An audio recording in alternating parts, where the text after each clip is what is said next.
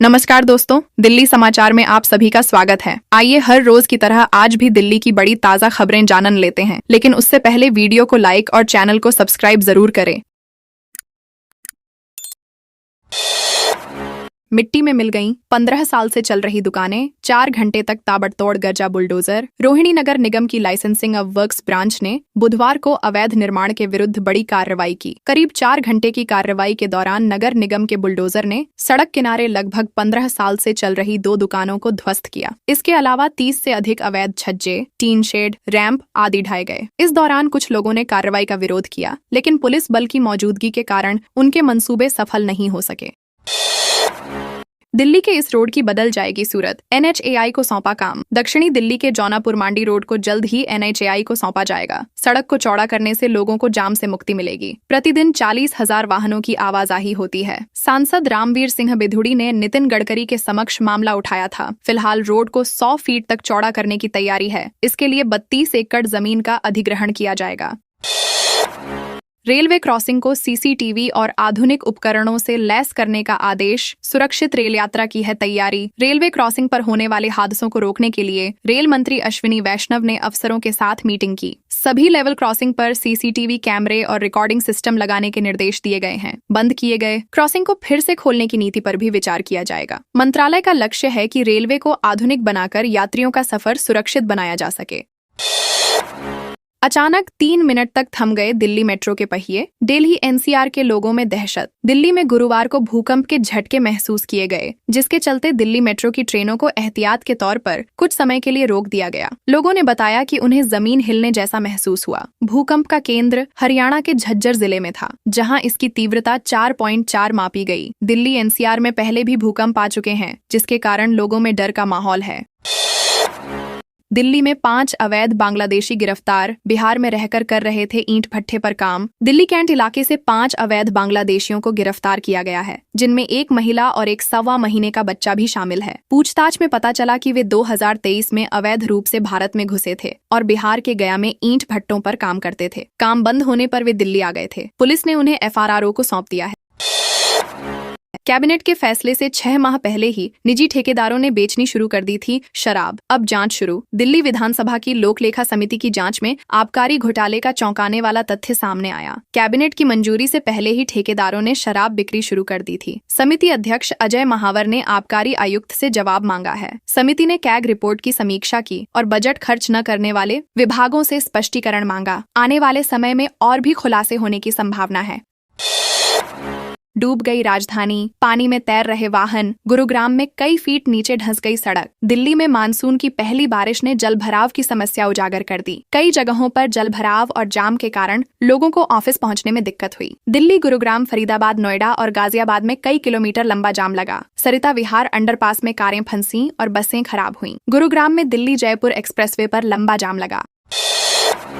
JNU में दाखिले शुरू। एडमिशन के लिए करें ऑनलाइन आवेदन। जवाहरलाल नेहरू विश्वविद्यालय JNU ने शैक्षणिक सत्र 2025-26 के लिए स्नातक और सर्टिफिकेट ऑफ प्रोफिशिएंसी कार्यक्रमों में दाखिले के लिए ऑनलाइन आवेदन आमंत्रित किए हैं। आवेदन की अंतिम तिथि 15 जुलाई 2025 है। इच्छुक उम्मीदवार JNU की आधिकारिक वेबसाइट पर जाकर आवेदन कर सकते हैं। आवेदन से पहले पात्रता मानदंड और दिशा निर्देश ध्यानपूर्वक पढ़ें।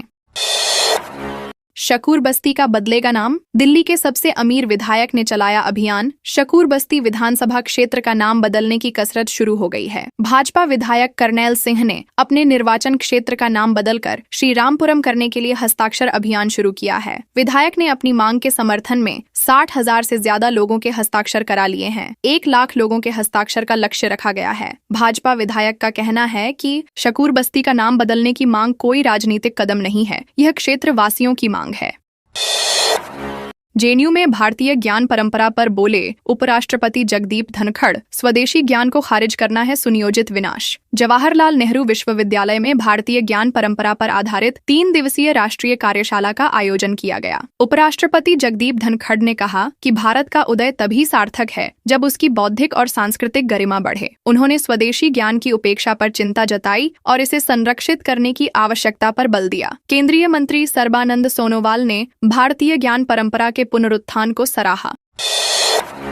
दिल्ली के भारत नगर में ताबड़तोड़ फायरिंग, एक युवक के सीने में लगी गोली। बाहरी दिल्ली के भारत नगर में गुरुवार सुबह फायरिंग से दहशत फैल गई। एक युवक को सीने में गोली लगी, जिसे अस्पताल में भर्ती कराया गया है। युवक के सिर और हाथ पर धारदार हथियार से भी हमला किया गया। पुलिस मौके पर पहुंची और जांच शुरू कर दी है। फरार आरोपियों की तलाश जारी है। क्राइम ब्रांच और फोरेंसिक टीम भी साक्ष्य जुटा रही है। दिल्ली से चुराई 3 कार 1923 किलोमीटर दूर पुलिस ने की बरामद, गिरफ्तार किया है। उसकी निशानदेही पर चोरी की 3 कारें बरामद हुईं। यश देसाई जनवरी 2023 से टोयोटा फॉर्च्यूनर चोरी मामले में शामिल था और उसे भगोड़ा घोषित किया गया था। बरामद कारों में किया सेल्टोस बलेनो और इनोवा क्रिस्टा शामिल हैं, जो दिल्ली के अलग अलग इलाकों से चुराई गई थीं। दिल्ली एनसीआर में भूकंप के तेज झटके, घरों से बाहर निकले लोग। दिल्ली एनसीआर में गुरुवार सुबह भूकंप के तेज झटके महसूस किए गए। भूकंप की खबर फैलते ही लोग अपने घरों से बाहर निकल आए। दिल्ली एनसीआर में बुधवार रात से तेज बारिश, जाम एवं जल भराव झेल रहे लोग बृहस्पतिवार सुबह अर्थक्वेक के तेज झटकों से सहम गए। लोग डर कर घर से बाहर निकल आए। भूकंप के ये झटके दिल्ली के आसपास के इलाकों में भी महसूस किए गए। दिल्ली के मिंटो ब्रिज के नीचे नहीं भरा पानी, खुद मंत्री जी ने वीडियो बनाकर दिया सबूत। दिल्ली की बारिश हो और मिंटो ब्रिज के नीचे कई फुट पानी न भरा हो, ऐसा हो नहीं सकता। लेकिन इस बार तस्वीर बदल गई है। दिल्ली के लोक निर्माण विभाग मंत्री प्रवेश साहिब सिंह वर्मा ने बुधवार को राजधानी के सबसे प्रसिद्ध मानसून जाम मिंटो ब्रिज अंडरपास से एक वीडियो रिकॉर्ड किया, जिससे पता चला कि वहां कोई जलभराव नहीं था। 1984 में 15,000 रुपए की रिश्वत मांगने के आरोपी 90 वर्षीय बुजुर्ग को हाई कोर्ट से 2025 में मिली राहत। दिल्ली हाई कोर्ट ने 41 साल पुराने रिश्वत मामले में 90 वर्षीय व्यक्ति को राहत दी है। अदालत ने सजा को पहले ही बिताई गई अवधि तक सीमित कर दिया, क्योंकि मुकदमे में अत्यधिक देरी हुई। सुरेंद्र कुमार पर 1984 में 15,000 रुपए की रिश्वत मांगने का आरोप था। अदालत ने त्वरित सुनवाई के अधिकार का हवाला देते हुए यह फैसला सुनाया। दिल्ली में होटल बुक कराने के नाम पर होती थी ठगी, पुलिस के लिए सिरदर्द बना शाहरुख हरियाणा से गिरफ्तार। दिल्ली पुलिस ने होटल बुकिंग के नाम पर ठगी करने वाले शाहरुख खान को गिरफ्तार किया है। शिकायतकर्ता से गोवा के एक होटल में कमरा बुक कराने के नाम पर 33,000 रुपए की साइबर ठगी की गई थी। पुलिस ने आरोपी के पास से 2 मोबाइल फोन बरामद किए हैं और उसके साथ ही नसीम की तलाश जारी है।